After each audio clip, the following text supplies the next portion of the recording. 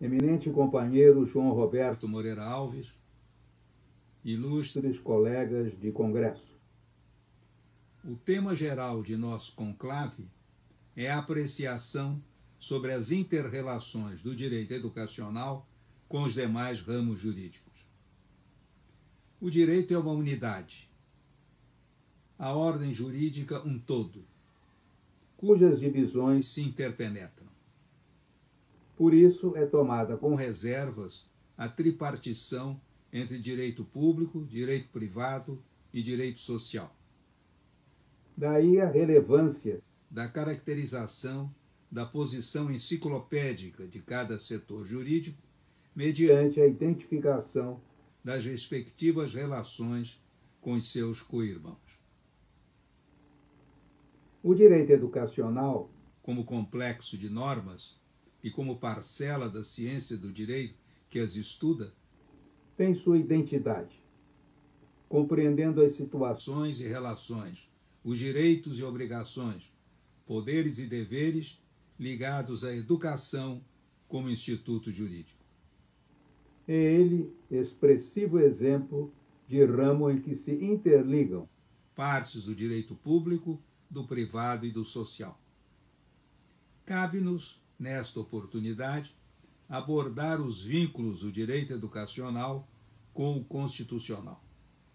Este, encimando a pirâmide hierárquica da normatividade jurídica, informa todos os demais ramos, quadro que se adensou com a Constituição Brasileira de 88. Quer por seu caráter extremamente analítico, a tratar dos vários setores da vida social, quer por conferir natureza cogente a fundamentos, princípios e objetivos que informam todo o direito pátrio. O fenômeno da constitucionalização do direito intensificou-se com a Carta vigente, de modo que toda interpretação e aplicação jurídicas são hoje feitas a partir dos parâmetros constitucionais. A educação está amplamente presente no texto maior, o que faz com que a interligação entre o direito constitucional e o educacional seja intensa.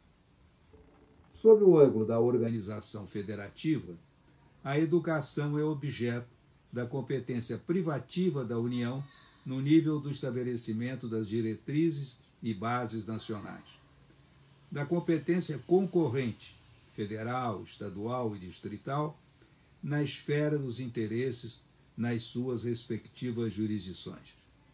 Aos municípios, compete, em sede legislativa, dispor sobre os assuntos de sua alçada e suplementar a legislação federal e estadual no que couber.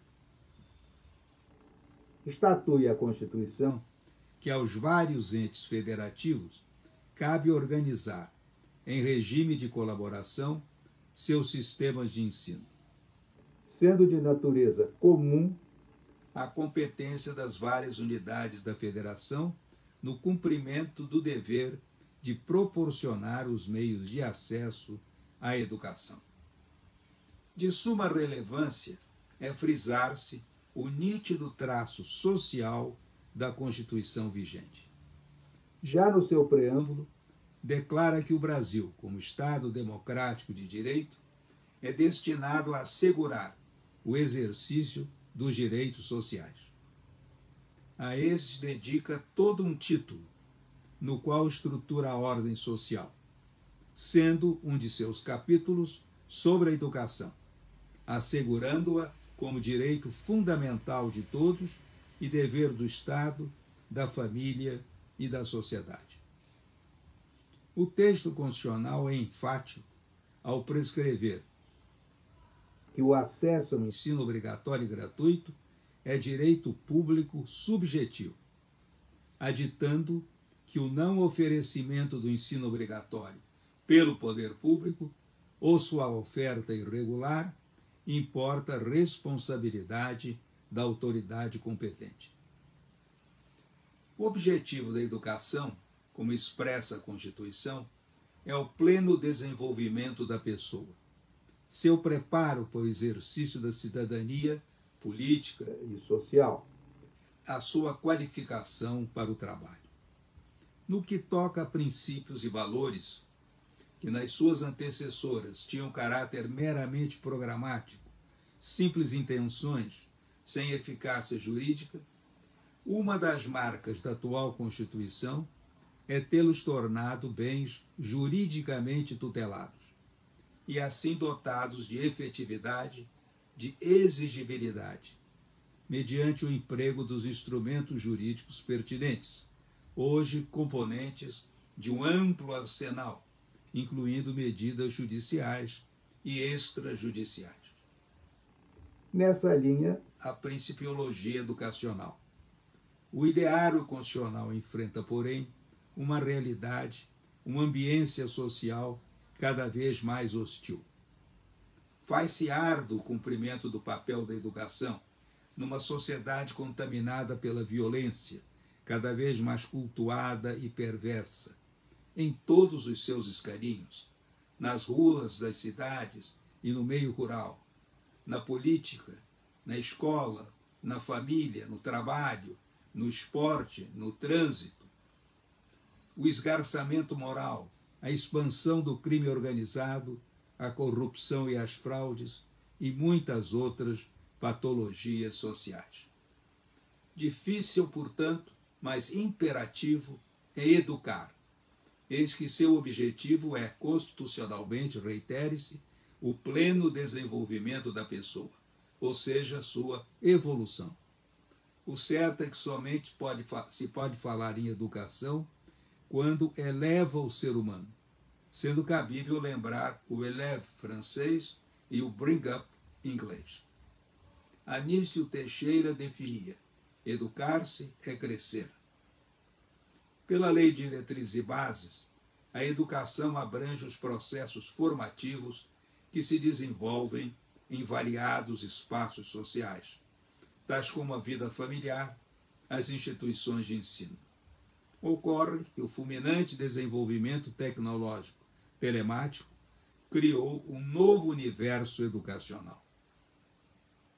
Se, por um lado, a educação tem hoje condições de contar com novos meios, como o ensino à distância adequadamente prestado, a inteligência artificial, por outro, enfrenta um processo de deseducação, de anti-educação, que se vale, inclusive, desses próprios instrumentos, desvirtuando-os.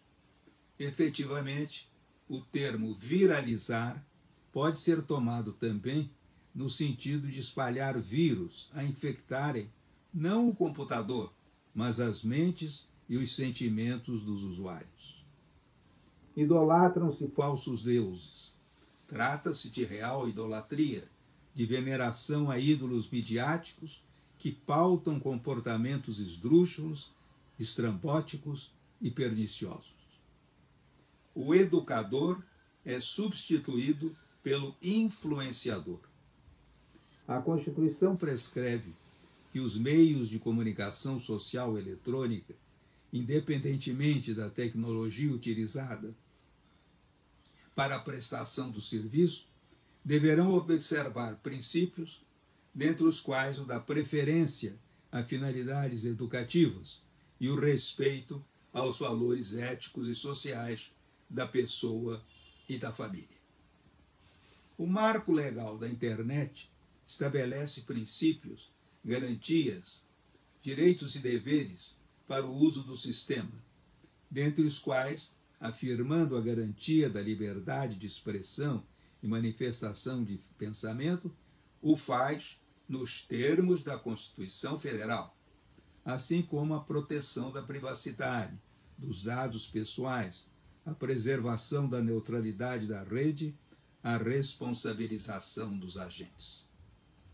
Reina no momento presente acirrada porfia em torno da questão da regulação das redes sociais. numerosos projetos de lei tramitam no Congresso, inclusive o PL 2630 de 2020, institui a Lei Brasileira de Liberdade, Responsabilidade e Transparência na Internet, e que de há muito aguarda ser pautado para apreciação plenária da Câmara. E o PL 2628 de 2022 dispõe sobre a proteção de crianças e adolescentes em ambientes digitais, este em tramitação nas comissões. Ambos, porém, já aprovados pelo Senado. Suprindo a omissão do Legislativo, o Supremo, em junho de 2025, julgou a questão relativa à responsabilidade das redes sociais pelo conteúdo posto por seus usuários. Decidiu a Suprema Corte que é parcialmente inconstitucional a regra do artigo 19 da Lei do Marco Civil, por ser ele insuficiente para proteger direitos fundamentais e a democracia, pois exige, para a responsabilização dos seus provedores, o descumprimento de ordem judicial de remoção das publicações. A Corte Suprema fixou a conduta das redes em face de crimes graves, crimes contra a honra, bem como definiu a obrigatoriedade de edição pelos mesmos provedores de autorregulação. O artigo 227 da Constituição preceitua ser dever da família, da sociedade e do Estado assegurar à criança, ao adolescente e ao jovem o direito à educação, à dignidade, ao respeito. Desde sempre, houve o alerta para os males que o uso inadequado dos meios telemáticos pode trazer a crianças e adolescentes. Salientavam-se os problemas de saúde física e mental, isolamento social, cyberbullying e discursos de ódio, a desinformação e muitos outros. Não nos esqueçamos dos videojogos, muitos violentíssimos. Já dizia Darcy Ribeiro, e ensina-se em um turno e no contraturno a mídia deseduca. Mas o maior perigo consiste em que redes sociais têm sido criminosamente utilizadas para adultização e sexualização precoce, assim como para a divulgação e a própria articulação de práticas de pedofilia. O assunto ganhou proporções mais recentemente com a questão ligada à expansão do uso das redes para atos de agressão física e moral de menores. Nesse sentido estão o induzimento à automutilação, ao suicídio, à violência nas escolas, assim como muitas outras vilanias.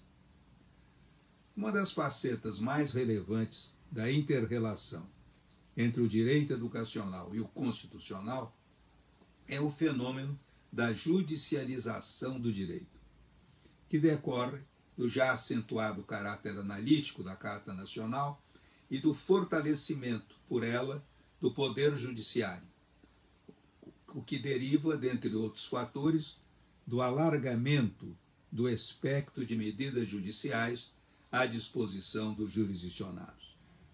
Sem prejuízo da atuação das diversas instâncias judiciais, sobressai o papel desempenhado pelo Supremo Tribunal, nossa Corte Constitucional.